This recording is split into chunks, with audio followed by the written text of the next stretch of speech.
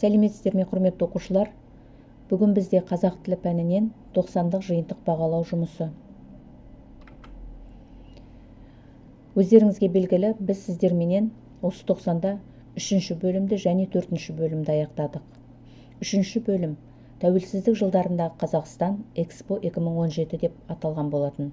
4-ші бөлім адам құқығы мен бостандығы деп аталған еді.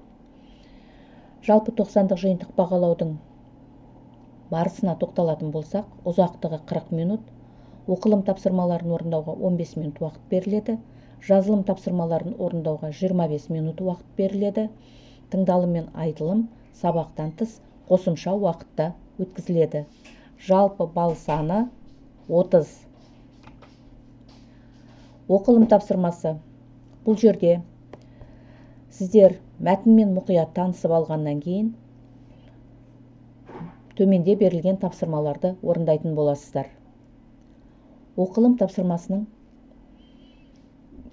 мәтінімен сіздерді таныстырайын. Қазақ хандығындағы әйелдер құқығы қандай болған? Әйелді ренжіткен адам одан кешірім сұрауы тиіс. Сұрамаған жағдайда арсыздық үшін айып тағылған. Сондай-ақ ер азаматқа жақын туысымен, өз руының қызымен некелесуге қатаң тыйым салынған. Ол үшін өлім жазасына кесіліп отырған. Немесе сол рудың талқысына берілген. 7 жарғы заңында күйеуі әйелімен еш себепсіз ажырасатын болса, онда балалар шешесінің қамқорлығына берілетін болған. Жесір қалған әйел қайтыс болған күйеуінің ағасына немесе інісіне әмеңгерлік жолмен әйелдікке берілген. Марқұмның балалары мен мал-мүлкі де бауырының жауапкершілігіне өтеді. Егер жесір әйел әмеңгерлік жолмен күйеуге шыққысы келмесе, онда балалары балиғатқа жеткенше мал-мүлік балаларына өзі бас-көз болған. Жесір әйелге мұраның 8-ден 1 тиесілі болған.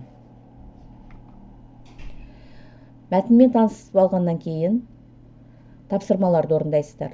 Бірінші тапсырма: мәтінде көтерілген мәселеге байланысты 2 талқылау сұрағын құрастырыңыз. Екінші тапсырма: жаңа оқу барысында өздеріңіз байқағандай 2 сөйлем қара майлы әріптермен беріліп тұр. Сол сөйлемдерді сіздер құрылысына, мағыналық түріне, жасалу жолына қарай талдауларыңыз қажет. Яғни бірінші бағанға сөйлемді жазасыздар, екінші бағанға оның құрылысына қарай түрін анықтайсыздар, одан кейін мағыналық түріне қарай түрін анықтайсыздар, соңғы бағанға жасалу жолын талқылап жазасыздар. Жазылым тапсырмасы. Бұл жерде сіздерге 2 тақырып беріліп отыр. Осы тақырыптардың бірін таңдап, сіздер аргументативті эссе жазуларыңыз қажет. Сөз саны 100-150 сөз. Бірінші тақырып: егеменді ел аясындағы менің құқықтарым. Екінші: Экспо 2017 Қазақстанның мақтанышы. Құрметті оқушылар, жазылым жұмысы барысында жанр мен стильдік ерекшеліктерді ескеріңіздер. Көркемдегіш құралдарды, ыңғайлас, себеп салдар, қарсылықты, салалас, құрмалас сөйлемдерді орынды қолданып, орфографиялық, пунктуациялық нормаға сай жазуға тырысыңыздар. 90-дық жиынтық бағалау жұмысын жазу барысында дескрипторға қараңыздар міндетті түрде. Және жазылым жұмысының сипаттамасымен танысып алғандарыңыз дұрыс болады.